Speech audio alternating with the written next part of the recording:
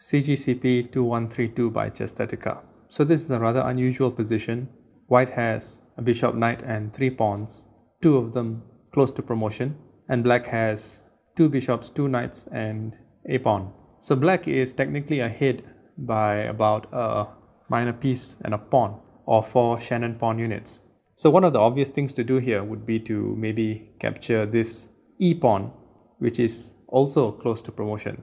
But why does this lose? Because after king to b6, maybe knight to e2, bishop to h2 check, king captures h2, knight to f3 check, king to g3, knight captures g5, g7, bishop to h7, preventing the promotion, knight to d4, defending the other pawn, king to c7, king to g4, knight f7, king f3, knight d6, knight e6 check, king captures c6, king e2, and black can probably force a win. Now earlier here, let's say white did something like king to e2, or then black would play knight to e7, and it's difficult for white to make progress because let's say king to d2, then knight to e8, and that pawn on g7 is going to be taken. So d captures e3 obviously doesn't work. The best move in this position is actually d3.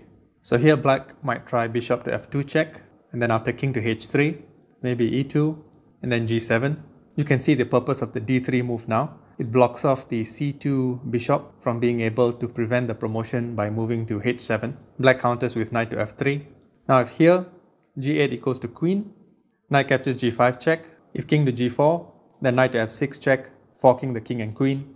So queen captures g5, and then black promotes to queen, and after queen to d5 check, king to b6, queen d8 check, king to c5, queen f8 check, king to b5, queen b8 check, king a4, queen e8 check, king b5, queen b7 check, bishop to b6, intervening, c7, threatening to promote. But now the black queen comes into play with queen to e6 check, and white is losing.